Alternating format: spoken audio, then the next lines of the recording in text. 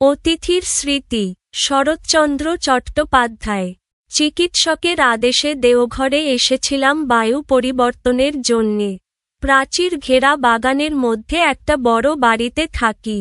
রাত্রি ৩টে থেকে কাছে কোথাও একজন গলাভাঙা একঘেয়ে সুরে ভজন শুরু করে, ঘুম ভেঙে যায়। দোর খুলে বারান্দায় এসে বসি। ধীরে ধীরে রাত্রি শেষ হয়ে আসে, পাখিদের আনাগোনা শুরু হয়। দেখতাম ওদের মধ্যে সবচেয়ে ভরে ওঠে দোয়েল। অন্ধকার শেষ না হতেই তাদের গান আরম্ভ হয়। তারপরে একটি দুটি করে আসতে থাকে বুলবুলি, শ্যামা, শালিক, টুনটুনি পাশের বাড়ির আমগাছে, এ বাড়ির বকুল কুঞ্জে, পথের ধারের অশ্বত্থগাছের মাথায়। সকলকে চোখে দেখতে পেতাম না, কিন্তু প্রতিদিন ডাক শোনার অভ্যাসে মনে হতো যেন ওদের প্রত্যেককেই চিনি। হলদে রঙের একজোড়া বেনে বউ পাখি একটু দেরি করে আসত। প্রাচীরের ধারের ইউক্যালিপটাস গাছের সবচেয়ে উঁচু ডালটায় বসে তারা প্রত্যহ হাজিরা হেঁকে যেত।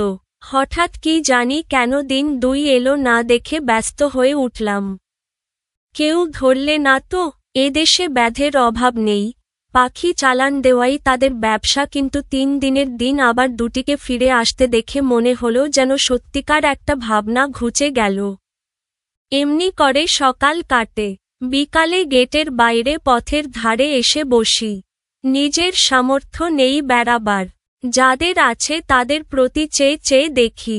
দেখতাম মধ্যবিত্ত গৃহস্থের ঘরে পীড়িতদের মধ্যে মেয়েদের সংখ্যাই ঢের বেশি। প্রথমেই যেত পা ফুলো ফুলো অল্পবয়সী একদল মেয়ে।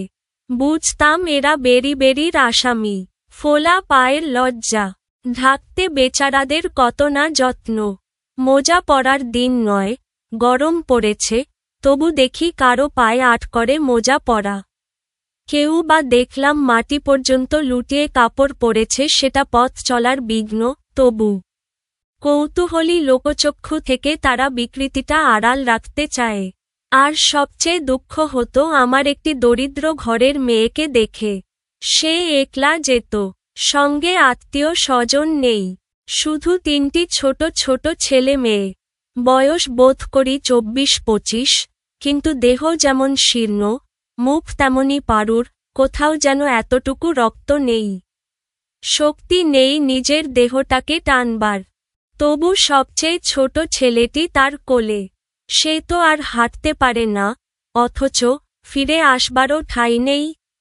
কি ক্লান্তই না মেয়েটির চোখের চাহনি। সেদিন সন্ধ্যার তখনও দেরি আছে।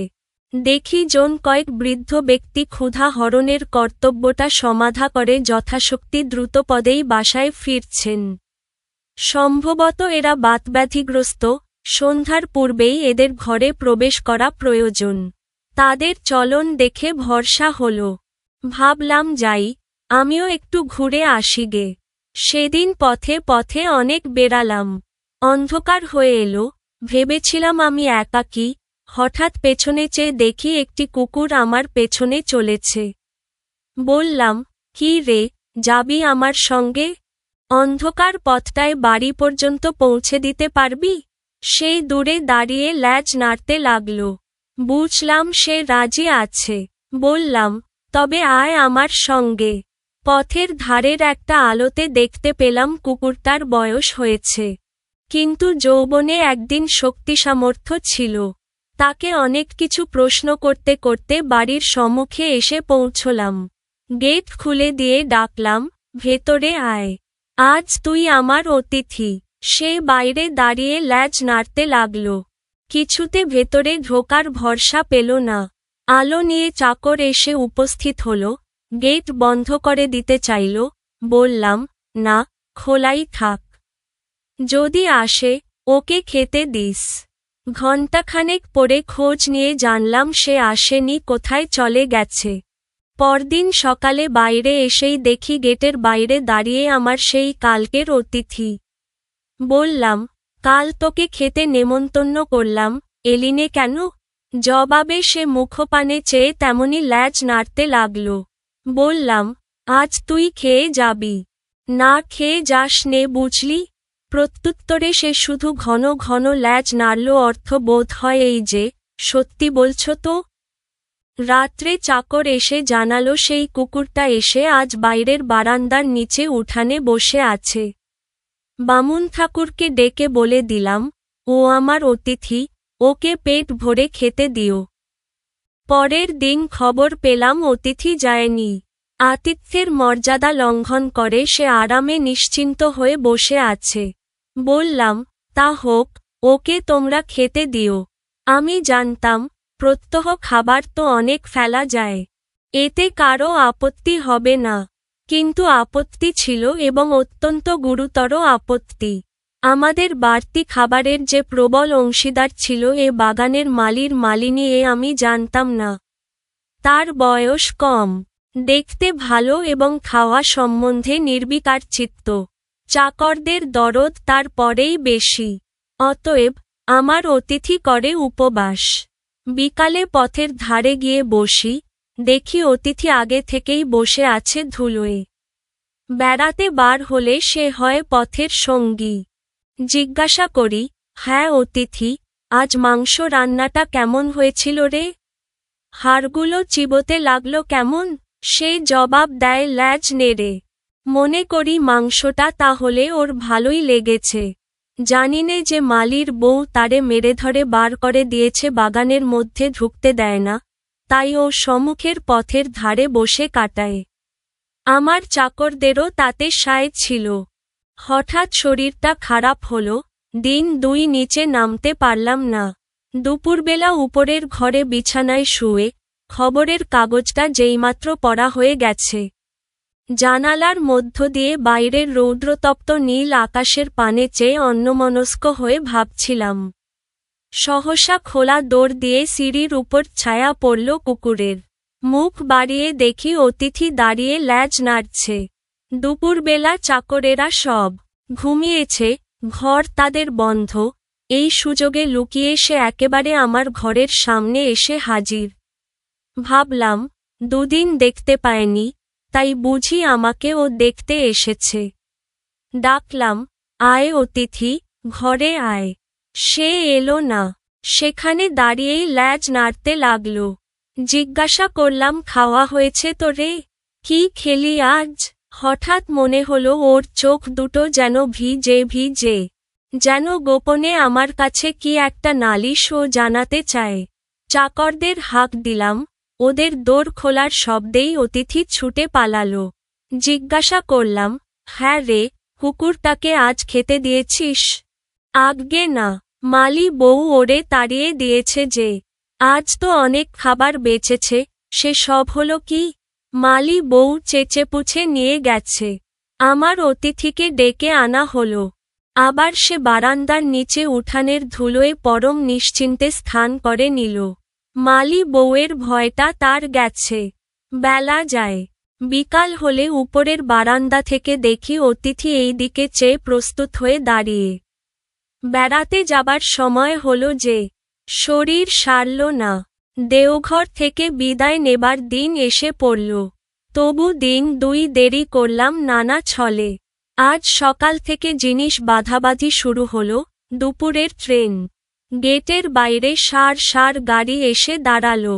মালপত্র বোঝাই দেওয়া চলল। অতিথি মহাব্যস্ত, কুলিদের সঙ্গে ক্রমাগত ছুটোছুটি করে খবরদারি করতে লাগল, কোথাও যেন কিছু খোয়া না যায়। তার উৎসাহই সবচেয়ে বেশি। একে একে গাড়িগুলো ছেড়ে দিলে আমার গাড়িটাও চলতে শুরু করল। স্টেশন দূরে নয়, সেখানে পৌঁছে নামতে গিয়ে দেখি অতিথি দাঁড়িয়ে। কি রে, এখানেও এসেছিস? সে ল্যাজ নেড়ে তার জবাব দিল, কি জানি মানে তার কি। টিকিট কেনা হলো, মালপত্র তোলা হলো, ট্রেন ছাড়তে আর 1 মিনিট দেরি। সঙ্গে যারা তুলে দিতে এসেছিল তারা বকশিশ পেল সবাই, পেল না কেবল অতিথি। গরম বাতাসে ধুলো উড়িয়ে সামনেটা আচ্ছন্ন করেছে। যাবার আগে তারই মধ্য দিয়ে ঝাপসা দেখতে পেলাম স্টেশনের ফটকের বাইরে দাঁড়িয়ে একদৃষ্টে চেয়ে আছে অতিথি। ট্রেন ছেড়ে দিলে বাড়ি ফিরে যাবার আগ্রহ মনের মধ্যে কোথাও খুঁজে পেলাম না। কেবলই মনে হতে লাগল, অতিথি আজ ফিরে গিয়ে দেখবে বাড়ির লোহার গেট বন্ধ, ঢুকবার জো নেই। পথে দাঁড়িয়ে দিন দুই তার কাটবে, হয়তো নিস্তব্ধ মধ্যাহ্নের কোনো ফাঁকে লুকিয়ে উপরে উঠে খুঁজে দেখবে আমার ঘরটা। হয়তো ওর চেয়ে তুচ্ছ জীব শহরে আর নেই, তবু দেওঘরে বাসের কটা দিনের স্মৃতি ওকে মনে করেই লিখে রেখে গেলাম।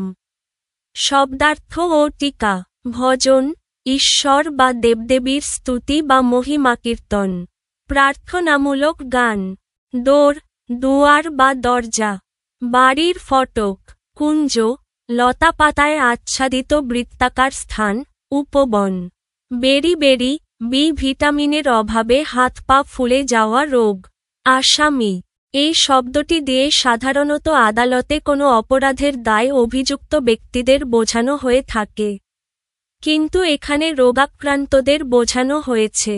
পাণ্ডুর, ফ্যাকাশে, মালি, মালা রচনাকারী, মালাকর, বেতনের বিনিময়ে বাগানের কাজে নিযুক্ত ব্যক্তি, মালিনী, মালির স্ত্রী।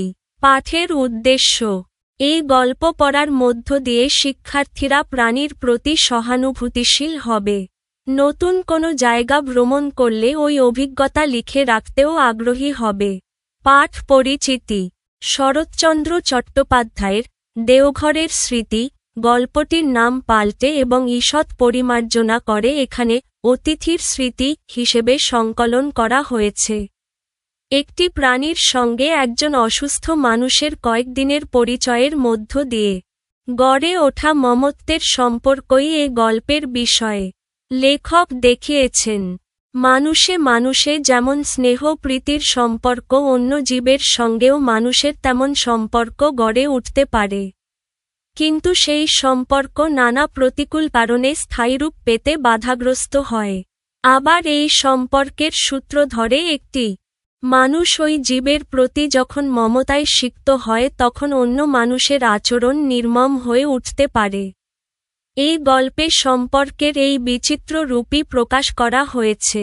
লেখক পরিচিতি, শরৎচন্দ্র চট্টোপাধ্যায় 1876 সালে পশ্চিমবঙ্গের হুগলি জেলার দেবানন্দপুর গ্রামে জন্মগ্রহণ করেন।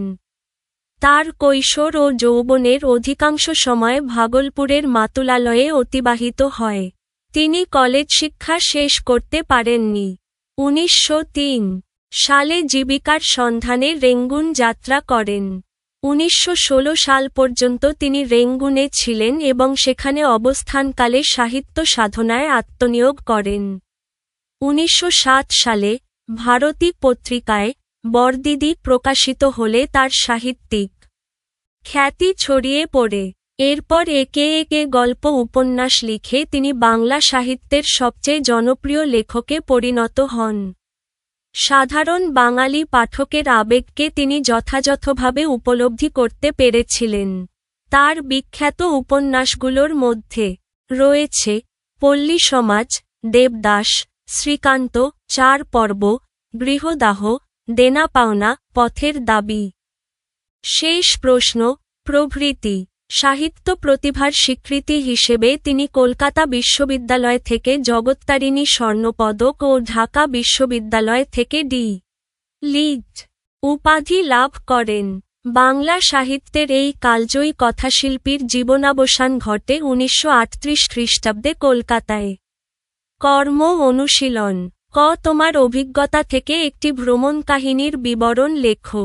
ভ্রমণ কাহিনী, পাহাড়ের সকালে। গত শীতের ছুটিতে আমি পাহাড়ের একটি ছোট গ্রামে গিয়েছিলাম বায়ু পরিবর্তনের জন্য। বাড়িটা গ্রামের ধারে, সবুজের ঘেরা। পাথরের কাঁচা পথ দিয়ে ঢোকার এক ছোট বারান্দা ছিল। ভোরবেলায় ঘুম ভেঙে আমি বারান্দায় দাঁড়াই। চারপাশে কুয়োর ডাক, পাখির সুমধুর গান, পাহাড়ের হালকা কুয়াশা, সব মিলিয়ে যেন সময় থমকে গেছে। দোয়েল প্রথমে উঠল, তারপর আস্তে আস্তে বুলবুলি, শালিক, টুনটুনি, প্রতিদিনের মতো তাদের ডাক চিনতে পারলাম। সকালবেলা গ্রামটি অচেনা লাগছিল। ছোট মেয়েরা পায়ে ফোলা মোজা নিয়ে বাজারে যাচ্ছে। কেউ কারো সাহায্য পায়নি, তবু দৃঢ় মনোবল দেখাচ্ছে। আমাকে সবচেয়ে দুঃখ হলো সেই একাকী মেয়েটির জন্য। যাকে সঙ্গে 3 ছোট ভাই বোন নিয়ে বাজারে যেতে হয়। ওর ক্লান্ত চোখ আর ছোটদের বোঝার চেষ্টা আমাকে ভাবালো। দুপুরে আমি পাহাড়ি পথ ধরে হাঁটতে বেরোলাম। অচেনা গুহা, ঝর্ণা আর পাথরের উপর দিয়ে চলার সময় পাশে একটি ছোট কুকুর আমার পেছনে চলে আসলো। আমি মজা করে বললাম, যাবে কি আমার সঙ্গে? সে ল্যাজ নাড়ল, কিন্তু আমার সঙ্গী হয়ে পথের শেষ পর্যন্ত এলো। রাতে যখন ঘরে ফিরলাম, সে বারান্দার নিচে বসে আমার দিকে তাকিয়ে রইল। প্রতিদিনই সে এভাবে আসে, ল্যাজ নাড়ে, যেন আমাকে জানাতে চায় সে আমার অতিথি। বিদায়ের দিন স্টেশনে গিয়ে ট্রেনে উঠতে গেলাম। কুকুরটা দূরে দাঁড়িয়েছিল, ল্যাজ নাড়ছে, এ যেন তার সঙ্গে আমার সেই ছোট্ট ভ্রমণের শেষ মুহূর্তের সংযোগ। আমার মনে হল, শুধু মানুষ নয়, প্রাণীর সঙ্গেও এমন সম্পর্ক গড়ে ওঠে। এই অনুভূতি ভ্রমণের সব ক্লান্তি মুছে দিয়ে আনন্দ এনে দিল। তোমার প্রিয় কোনো পশু বা পাখির কোন কোন আচরণ তোমার কাছে মানুষের আচরণের মতো মনে হয়? তার একটি বর্ণনা দাও। আমার প্রিয় প্রাণী কুকুর। কুকুরের অনেক আচরণ মানুষের আচরণের মতো মনে হয়। উদাহরণস্বরূপ, যখন আমি ক্লান্ত বা দুঃখে থাকি, আমার কুকুর পাশে বসে থাকে, আমার দিকে তাকায় এবং কখনো কখনো হালকা ল্যাজ নাড়ে, যেন বলতে চায়, ভয় পেও না, আমি আছি। মানুষ যখন প্রিয়জনের পাশে থাকে, সমর্থন জানায় বা দুঃখ ভাগ করে নেয়, ঠিক তেমনি কুকুরও অনুভব করে আমাদের মানসিক অবস্থা এবং তার আচরণ দিয়ে সহানুভূতি দেখায়। এছাড়াও কুকুরের আনুগত্য মানুষের বিশ্বস্ততার মতো। সে কোনো কারণে দূরে চলে গেলেও ফিরে আসে, আমাদের সঙ্গে থাকতে চায় এবং রক্ষা করতে চায়, মানুষের মতো ভালোবাসা প্রকাশের এক অদ্ভুত রূপ।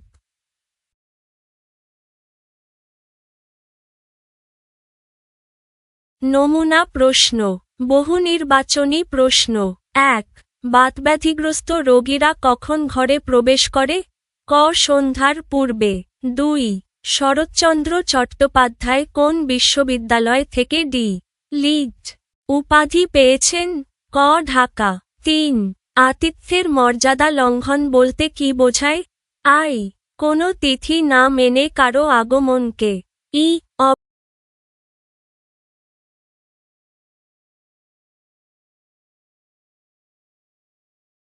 3. আতিথ্যের মর্যাদা লঙ্ঘন বলতে কী বোঝায়? আই. কোনো তিথি না মেনে কারো আগমনকে। ই. অবাঞ্ছিতভাবে কোনো অতিথির অধিক সময় অবস্থানকে। নিচের কোনটি ঠিক? খ. আই ও ই। নিচের উদ্দীপকটি পড়ে 4 ও 5 নং প্রশ্নের উত্তর দাও। বাবা মায়ের আদরের 2 ছেলে আশিক ও আকাশ এবার ক্লাস 2তে পড়ে। ওদের বাবা একদিন ছোট্ট খাঁচায় একটি ময়না পাখি উপহার দেয়। সেই থেকে সারাক্ষণ 2 ভাই প্রতিযোগিতা করে পাখিটিকে খাবার ও পানি দেওয়া, কথা বলা আর কথা শেখানোর আপ্রাণ চেষ্টা চালাতে থাকে। কিন্তু একদিন সকালে দেখে, বিড়াল এসে রাতে পাখিটাকে মেরে ফেলেছে। সেই থেকে তাদের অঝোর ধারায় কান্না। কেউ আর থামাতেই পারে না। আজও সেই ময়নার কথা মনে হলে ওরা কেঁদে ওঠে। 4. উদ্দীপকে অতিথির স্মৃতি গল্পের যে ভাব প্রকাশ পেয়েছে তা হল: ই. পশু পাখির সাথে মানুষের স্নেহপূর্ণ সম্পর্ক। ই. ভালোবাসায় সিক্ত পশু পাখির বিচ্ছেদ বেদনায় কাতরতা। নিচের কোনটি ঠিক? গ. ই ও ই। 5. উক্ত সাদৃশ্যপূর্ণ ভাবটি নিচের কোন চরণে প্রকাশ পেয়েছে? ক. বাড়ি ফিরে যাবার আগ্রহ মনের মধ্যে কোথাও খুঁজে পেলাম না। সৃজনশীল প্রশ্ন। 1. দরিদ্র বর্গাচাষী গফুরের অতি আদরের একমাত্র ষাঁড় মহেশ। কিন্তু দারিদ্র্যের কারণে ওকে ঠিকমতো খড় বিচুলি খেতে দিতে পারে না। জমিদারের কাছে সামান্য খড় ধার চেয়েও পায় না। নিজে না খেয়ে থাকলেও গফুরের দুঃখ নেই। কিন্তু মহেশকে খাবার দিতে না পেরে তার বুক ফেটে যায়। সে মহেশের গলা জড়িয়ে ধরে কাঁদতে কাঁদতে বলে, মহেশ, তুই আমার ছেলে। তুই আমাদের 8 সন প্রতিপালন করে বুড়ো হয়েছিস। তোকে আমি পেট পুড়ে খেতে দিতে পারি নে, কিন্তু তুই তো জানিস আমি তোকে কত ভালোবাসি। মহেশ প্রত্যুত্তরে গলা বাড়িয়ে আরামে চোখ বুজে থাকে। শরৎচন্দ্র চট্টোপাধ্যায়ের দেওঘরে যাওয়ার কারণ কি? শরৎচন্দ্র চট্টোপাধ্যায় দেওঘরে গিয়েছিলেন চিকিৎসকের আদেশে বায়ু পরিবর্তনের জন্য। অতিথি কিছুতে ভেতরে ঢোকার ভরসা পেল না কেন? ব্যাখ্যা করো। অতিথি, কুকুর, ভেতরে ঢোকার ভরসা পেল না কারণ বাড়ির মালির স্ত্রী, মালিনী, তাকে তাড়িয়ে দেয় এবং বাগানের ভিতরে ঢুকতে দেয় না। যদিও লেখক তাকে খাবার দিতে চেয়েছিল। অতিথি নিরাপদ স্থানে থাকতে চেয়েছে এবং মানুষের কঠোর আচরণের কারণে সে ভীত হয়েছিল। ফলে সে বাইরে থেকে খাবার খেয়ে সন্তুষ্ট থাকতে পছন্দ করেছে। উদ্দীপকে মহেশের প্রতি গফুরের আচরণে অতিথির স্মৃতি গল্পের যে দিকটি প্রকাশ পেয়েছে তা ব্যাখ্যা করো। উদ্দীপকে মহেশের প্রতি গফুরের আচরণে অতিথির স্মৃতি গল্পের মতো প্রাণীর সঙ্গে মানুষের মমতা ও স্নেহপূর্ণ সম্পর্কের দিকটি প্রকাশ পেয়েছে। ব্যাখ্যা: গফুরের দারিদ্র্য ও নিজের ক্ষুধা থাকা সত্ত্বেও সে মহেশকে খাওয়াতে অক্ষম হওয়ায় কষ্ট পায়। তার বুক ফেটে যায়। সে মহেশকে জড়িয়ে ধরে কাঁদে এবং তার প্রতি ভালোবাসা প্রকাশ করে। মহেশ শান্ত ও বিশ্বাসের সঙ্গে তার স্নেহ গ্রহণ করে। ঠিক যেমন অতিথির স্মৃতি গল্পে লেখক কুকুরকে অতিথি হিসেবে গ্রহণ করে, তার যত্ন নেয়, তাকে খাবার খাওয়ায় এবং কুকুরও তার সঙ্গে আবদ্ধ থাকে। এই দৃশ্য দেখায় যে প্রাণীর সঙ্গে মানুষের সম্পর্ক শুধু যত্নের নয়, অনুভূতি ও ভালোবাসার সম্পর্কও হতে পারে, যা উভয়ের জন্যই গভীরভাবে প্রভাব ফেলে। উদ্দীপকের গফুরের সাথে লেখকের চেতনাগত মিল থাকলেও প্রেক্ষাপট ভিন্ন। অতিথির স্মৃতি গল্পের আলোকে মন্তব্যটির যথার্থতা বিচার করো। উদ্দীপকের গফুরের সাথে লেখকের চেতনাগত মিল অবশ্যই আছে। উভয়ই প্রাণীর প্রতি মমতা, স্নেহ ও যত্নপ্রবণ। গফুর তার ষাঁড় মহেশকে নিজের ক্ষুধা তুচ্ছ করে ভালোবাসে। আর অতিথির স্মৃতি গল্পে লেখক কুকুরকে অতিথি করে তার প্রতি যত্ন ও দয়া দেখান। তবে প্রেক্ষাপট ভিন্ন। উদ্দীপকে অর্থনৈতিক অসচ্ছলতা ও দারিদ্র্য কষ্টের কারণ, যেখানে প্রাণীর খাদ্য ও জীবনযাত্রার সীমাবদ্ধতা মানুষকে মানসিকভাবে প্রভাবিত করে। অতিথির স্মৃতি গল্পে প্রেক্ষাপট শারীরিক অসুস্থতা ও দেওঘরের পরিবেশ, এবং অতিথি মানুষের সম্পর্কের সামাজিক ও নৈতিক দিক বেশি ফুটে উঠেছে। মন্তব্যের যথার্থতা: তাই বলা যায়, চেতনাগত মিল, প্রাণীর প্রতি স্নেহ, ঠিক আছে। কিন্তু প্রেক্ষাপট ও পরিস্থিতির পার্থক্য বিবেচনা করলে সম্পূর্ণ মিল নয়। দুটোই প্রাণীর সঙ্গে মানুষের সম্পর্কের মানবিক দিক ফুটিয়ে তোলে, কিন্তু ঘটনা প্রকৃতির ভিন্নতা চোখে পড়ে। 2. লালমনিরহাটের জুবায়ের প্রায় 10 বছর ধরে তার পোষা হাতি কালাপাহাড়কে দিয়ে লাকড়ি টানা, চাষ করা, সার্কাস দেখানো ইত্যাদি কাজ করিয়ে আসছিল। কিন্তু বর্তমানে দারিদ্র্যের কারণে হাতির খোরাক জোগাড় করতে না পেরে একদিন সে কালাপাহাড়কে বিক্রি করে দিল। ক্রেতা কালাপাহাড়কে নিতে এসে ওর পায়ে বাঁধা রশি ধরে হাজার টানাটানি করে এক চুলও নাড়াতে পারল না। কালাপাহাড়ের দুচোখ বেয়ে শুধু টপটপ করে জল গড়িয়ে পড়ছে। পরদিন খদ্দের আরও বেশি লোকজন নিয়ে আসে কালাপাহাড়কে নিয়ে যাওয়ার জন্য। কিন্তু ভোরবেলা জুবায়ের দেখে কালাপাহাড় মরে পড়ে আছে। হাউমাউ করে সে চিৎকার করে আর বলে, ওরে আমার কালাপাহাড়, অভিমান করে তুই চলে গেলি। একক উদ্ধৃতি চিহ্ন। শরৎচন্দ্র চট্টোপাধ্যায় কলকাতা বিশ্ববিদ্যালয় থেকে কোন পদক লাভ করেন? শরৎচন্দ্র চট্টোপাধ্যায় কলকাতা বিশ্ববিদ্যালয় থেকে জগত্তারিণী স্বর্ণপদক লাভ করেন। লেখক দেওঘর থেকে বিদায় নিতে নানা অজুহাতে দিন 2 দেরি করলেন কেন? ব্যাখ্যা করো। লেখক দেওঘর থেকে বিদায় নিতে নানা অজুহাতে দিন 2 দেরি করেছেন কারণ তিনি ওই জায়গা এবং সেখানে কাটানো সময়ের প্রতি মনোপূর্বক সংযুক্তি ও স্নেহ অনুভব করেছিলেন। কুকুরটিকে অতিথি হিসেবে গ্রহণ করার মধ্য দিয়ে তার সঙ্গে গড়ে ওঠা মমত্বপূর্ণ সম্পর্ক এবং দেওঘরের শান্ত প্রাকৃতিক পরিবেশে কাটানো কয়েকদিনের স্মৃতি তাকে ছাড়তে মন চাইছিল না। এই দেরি তার অনুভূতিপূর্ণ সংযোগ এবং প্রিয় অতিথি পরিবেশের প্রতি দায়িত্ববোধ ও স্নেহের প্রকাশ। গ. কালা পাহাড়ের আচরণ এবং অতিথির স্মৃতি। গল্পের অতিথির আচরণ কিভাবে ভিন্ন বর্ণনা করো। কালা পাহাড়ের আচরণ এবং অতিথির স্মৃতি। গল্পের অতিথির আচরণে স্পষ্ট পার্থক্য রয়েছে। কালা পাহাড় মানুষের সঙ্গে দীর্ঘদিনের গভীর বন্ধন থাকা সত্ত্বেও বিক্রির ঘটনায় মানসিক আঘাতে ভেঙে পড়ে। সে যেতে অস্বীকার করে, চোখের জল ফেলে এবং শেষ পর্যন্ত অভিমান ও শোকের ভার সহ্য করতে না পেরে মৃত্যুবরণ করে। এখানে তার আচরণে প্রতিবাদ, অভিমান ও আত্মবিসর্জনের বেদনাময় রূপ প্রকাশ পায়। অন্যদিকে অতিথির স্মৃতি। গল্পের অতিথি কুকুরটি মানুষের অবহেলা ও কষ্ট পেলেও নীরবে সহ্য করে। সে চোখের জল ফেলে নয়, বরং ল্যাজ নেড়ে নিজের অনুভূতি প্রকাশ করে। লেখকের স্নেহে সে আশ্রয় খোঁজে, কিন্তু বিদায়ের সময় কোনো প্রতিবাদ বা ক্ষোভ দেখায় না। তার আচরণে সহনশীলতা, বিশ্বস্ততা ও নিঃশব্দ ভালোবাসা প্রকাশ পেয়েছে। সুতরাং বলা যায়, কালা পাহাড়ের আচরণে যেখানে বিচ্ছেদজনিত প্রতিবাদ ও আত্মবেদনা স্পষ্ট, সেখানে অতিথির আচরণে রয়েছে নীরব সহনশীলতা ও নিঃস্বার্থ আনুগত্য। এটাই দুটির মূল পার্থক্য। ঘ. উদ্দীপকের জুবাইরের অনুভূতি আর অতিথির স্মৃতি।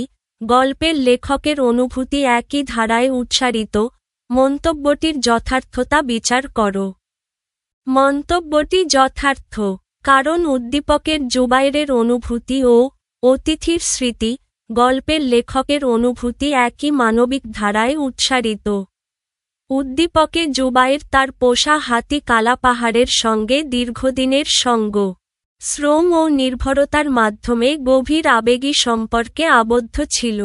দারিদ্র্যের কারণে তাকে বিক্রি করতে বাধ্য হওয়ায় জুবাইরের মনে তীব্র কষ্ট, অপরাধবোধ ও শূন্যতার জন্ম হয়।